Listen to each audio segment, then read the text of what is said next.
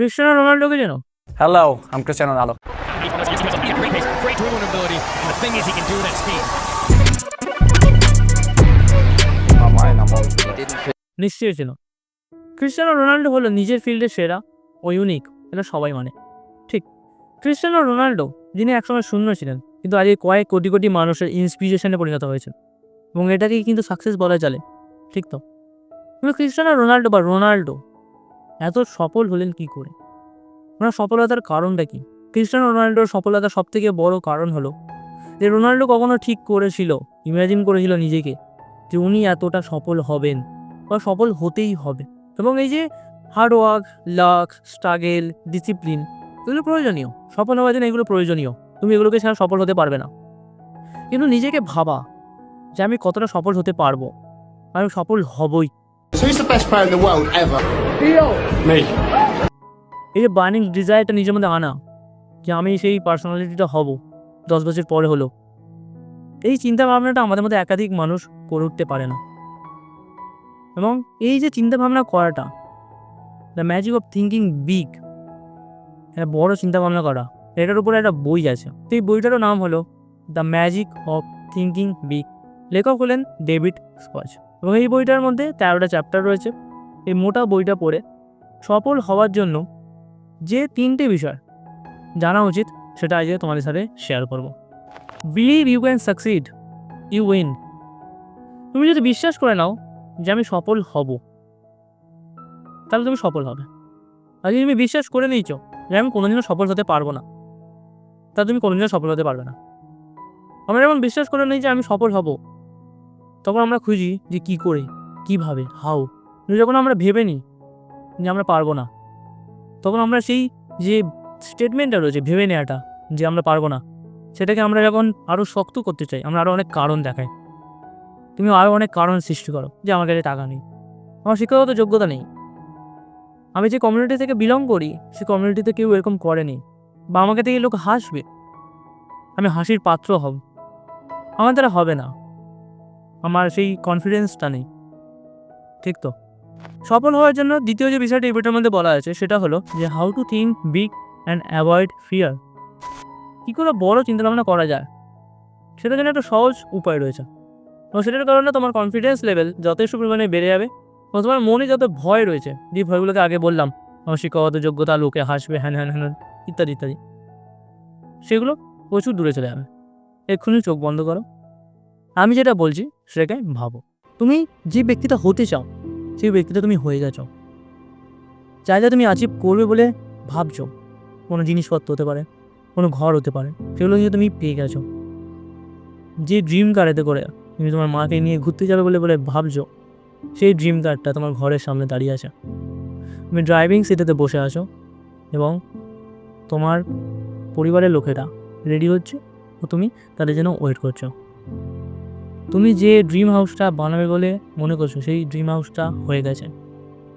সেই ড্রিম হাউসে তোমার মা বাবার সাথে তুমি সময় কাটাচ্ছ, অথবা তোমার প্রিয় ব্যক্তিটার সাথে তুমি তোমার সুখে শান্তিতে সময় কাটাচ্ছ। তোমার ব্যাংকের অ্যাকাউন্টে যে অ্যামাউন্টটা তোমার প্রয়োজন আছে সেটাকে তুমি নিজের ফোনেতে দেখতে পাচ্ছ। তুমি অফিসে যে পোস্টটা চাও সেই পোস্টটাতে তুমি কাজ করছো। তুমি যে ব্যক্তিটা হতে চাও সেই ব্যক্তিটা তুমি হয়ে গেছো। তুমি নিজের যে ভালো একটা সুস্থ সবল মানুষ হতে চাও সেই মানুষটা হয়ে গেছো। তুমি সমস্যাগুলোকে সমস্যা নয়, একটা অপরচুনিটি হিসেবে দেখো। সবলভাবে কনফিডেন্সের সাথে সেই সমস্যাগুলোকে সমাধান করো। তুমি ভয়কে ভয় পাওয়াও। তোমার এত সফলতা দেখে তোমার মা বাবা নিজেদের চোখের জলকে ধরে রাখতে পারছে না। তুমি যে ব্যক্তিটা হতে চাও সেই ব্যক্তিটা তুমি হয়ে গেছো। এবার চোখ খোলো আর মনে করো যে তোমার মনের মধ্যে একবারও কি একটা ভয়ও এসেছিল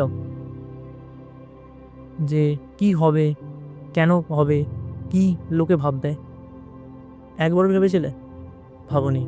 এবং এই যে চিন্তাভাবনাটা যখন তুমি করে নেবে না, তখন এই যে অ্যাটিটিউডটা তোমার মধ্যে চলে আসবে যে আমি যে ব্যক্তিটা হতে চাই সেই ব্যক্তিটা আমি হয়ে গেছি।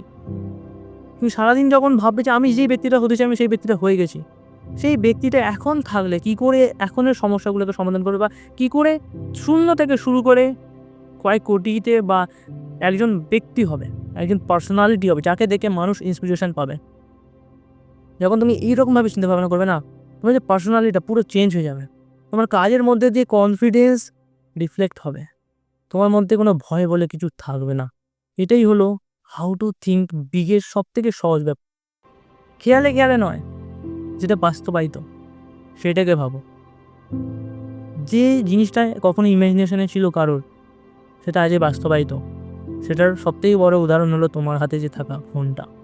এটা কারোর থিঙ্কিংয়ে ছিল, কারোর ইমাজিনেশনে ছিল, সেটা বাস্তবায়িত হয়েছে। তো এই জিনিসটাকে যদি হতে পারে, কেউ যদি একটা এরোপ্লেনকে বানাতে পারে, কেউ যদি একটা বাল্বকে বানাতে পারে 10,000 বার চেষ্টা করার পরেও, ব্যর্থতার স্বাদ পাওয়ার পরেও, তুমি কেন পারবে না? আমি কেন পারবো না? বা আমরা কেন পারবো না? এই জন্য বড় চিন্তাভাবনা করো।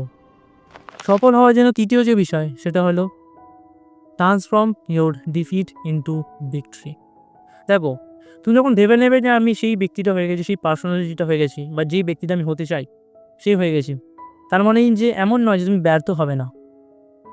একজন অ্যাভারেজ মানুষ, যে ব্যর্থ মানুষ যাকে বলা যায়, এবং একজন ব্যর্থ হওয়ার পরেও সফল মানুষ, তাদের দুজনের মধ্যে পার্থক্য কী জানো? খুবই সহজ। একজন ব্যর্থ মানুষ নিজের ব্যর্থতা থেকে কিছু শেখে না, নিজের ব্যর্থতা থেকে কারণ দেখায়, লোককে দোষ দেয়, ব্লেম দেয়। আমার কাছে এইটা নেই, সেই লোকটা এরকম, ওর জন্য এরকম হয়েছে, আমি এটা করতে পারিনি। কিন্তু একজন সফল মানুষ কী করে সফল হয়?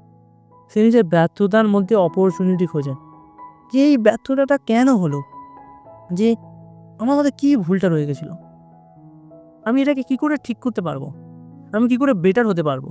তুমি আমাকে একটা কথা বলো যে ক্রিস্টিয়ানো রোনাল্ডো, যে ব্যক্তিটাকে নিয়ে আমি শুরু করলাম কথাটা, ক্রিস্টিয়ানো রোনাল্ডোর এখন কী প্রয়োজন আছে?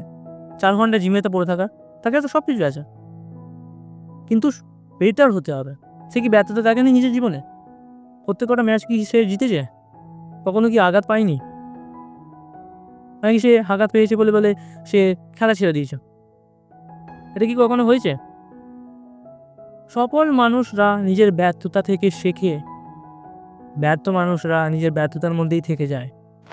এই হলো সফল হওয়ার রহস্য, যেটা তোমাদের সাথে শেয়ার করলাম এই বইটা থেকে, the magic of thinking big by David Schwartz. David Schwartz PhD, উনি একজন প্রফেসর। উনি এই বইটার মধ্যে যথেষ্ট পরিমাণের কোয়ালিটি এবং খুবই সুন্দর সরলভাবে একটা এক্সপ্লেনেশন দিয়েছে। অনেক কটা স্টেপ, যেমন 13টা চ্যাপ্টারের মধ্যে বললাম, 13টা চ্যাপ্টারের মধ্যে প্রত্যেকটা স্টেপকে আলাদা আলাদা করে দেওয়া আছে। একটা 362টা পেজের বই একটা ভিডিওর মধ্যে বলাটা সম্ভব হয়ে ওঠে না। যেগুলো প্রয়োজনীয় সেগুলি বললাম। এই বইটার মধ্যে অনেক মানুষের অভিজ্ঞতা শেয়ার করা আছে। এই বইটাকে যদি তুমি তোমার লাইব্রেরিতে অ্যাড করতে চাও, অর্থাৎ এই বইটাকে যদি তুমি পড়তে চাও, তাহলে তোমাকে এই বইটাকে কিনতে হবে। ডিসক্রিপশানে আমি লিঙ্ক দিয়ে দিচ্ছি, না অ্যামাজনের লিঙ্ক, ওটাকে চেক করতে পারো। এতটা পর্যন্ত শোনার জন্য এবং তোমার গুরুত্বপূর্ণ সময় দেওয়ার জন্য ধন্যবাদ। আর যদি চ্যানেলে নতুন হও, নিশ্চয়ই সাবস্ক্রাইব করে নিও। সাবস্ক্রাইব করলে এই ভাইটারও ভালো লাগবে, বন্ধুদের সাথে শেয়ার করলে আরও ভালো লাগবে। তোমার বন্ধুদেরও সফল করার পথে এগিয়ে যেতে সাহায্য করো, নিজেও সফল হও।